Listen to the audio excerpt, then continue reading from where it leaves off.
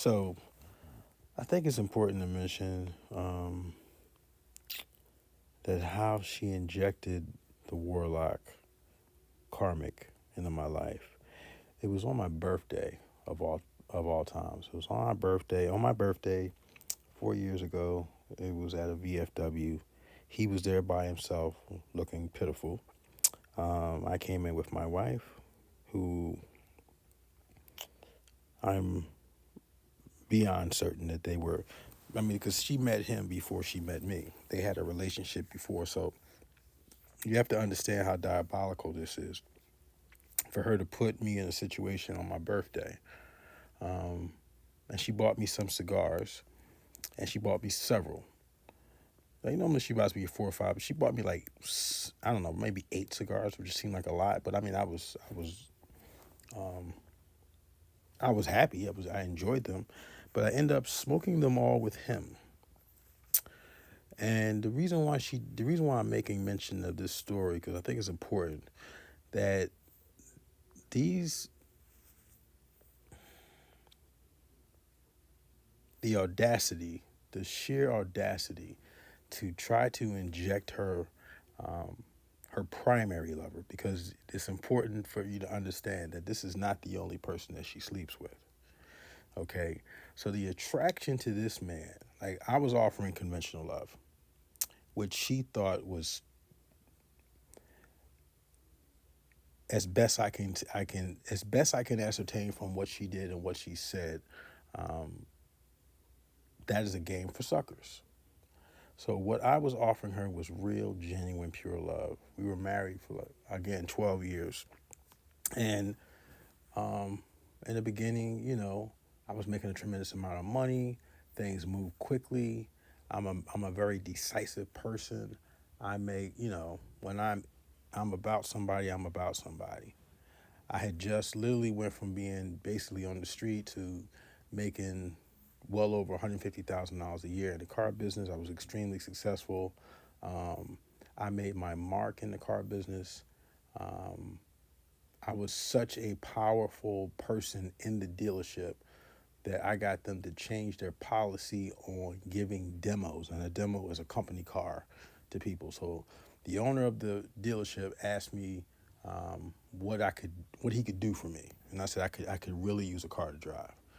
And he started a demo program because he had to offer it to everyone if he offered it to me. But that gives you some idea of how dynamic and influential a person I am. That I could talk the owner into changing the policy that he implemented to save him money by not offering demos because it's going to raise his insurance, right? Um, that's the kind of dynamic personality that I am. She knew this. So basically, I'm like, I'm listen, if I'm in for a penny, I'm in for a pound. If I love you, I'm going to do anything for you. She had a car. It was an Infinity. It was being leased. Um, I think we were only dating a few weeks when it got repossessed, and to get it out cost, I think it was like $3,600, $3,800.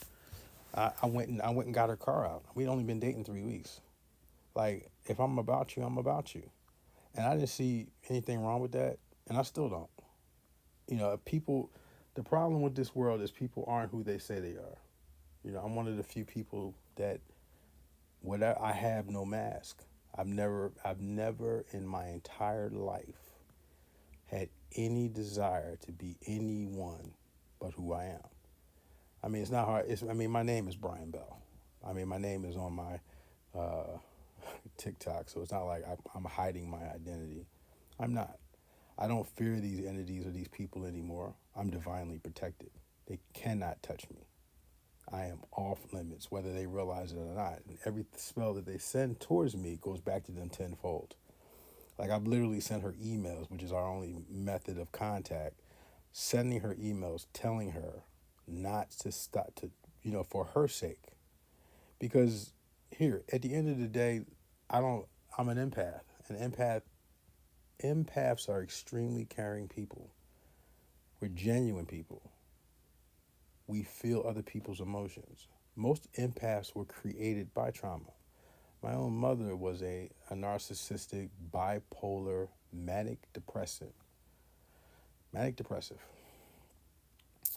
who actually left this life because she simply did not want to be here anymore. So the trauma of my childhood, I was the oldest of four. I have obviously, you do the math. I have three siblings, and I spent my entire childhood trying to protect them from, sporadic fits of rage and violence. I mean, they laughed at a cartoon too loud. She was ready to beat them to death. So, me being who I am, authentically, I got between her and them. And, when they say no good deed goes unpunished, so my siblings today hate my guts. You know why? Because when I got between them and their mother's violence, I deprived them of our mother's attention. To a child, any attention is attention. If it's a hug, if it's a kiss, even if it's violence, it's attention. So that is having to navigate that in my childhood. I also picked up an unfortunate ability to love people who treat me badly, which is how, like, people are going to ask, well, how could you have stayed with her for 12 years and not know this? You have to understand that I have a unique ability to see people, the good in people, and I can focus on that good to my own detriment, and I can find a way to love them. Because that's what I did with my mother. I didn't hate my mother for who she was. I knew she was damaged. I knew she had deep psychological issues. I knew this as a child. I can give you one example of how I protected my mother. The fact that she was damaged, because I knew she was damaged, and I loved her. We was outside playing. We were playing dodgeball, and I fell on a rock that broke my arm in several places, trying to dodge a ball. I was about 8 years old. I ran in the house screaming bloody murder, and my mother, because I was screaming so loud, grabbed her belt and started whipping me on my broken arm.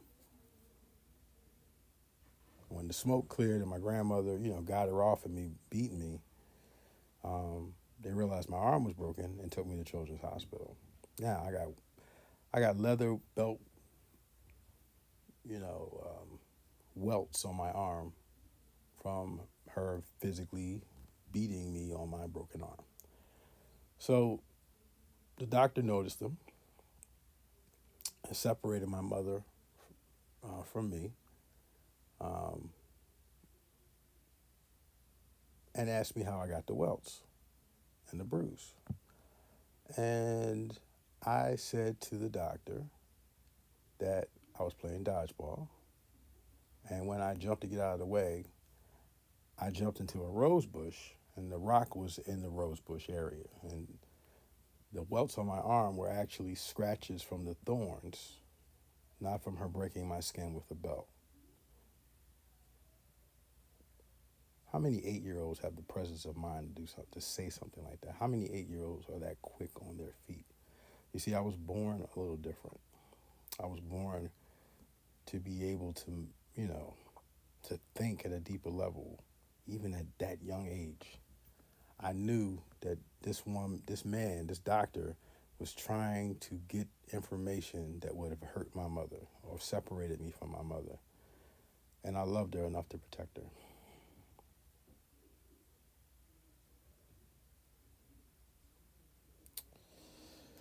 The same ability and the same traits that I learned and developed loving my mother, I used to love my wife.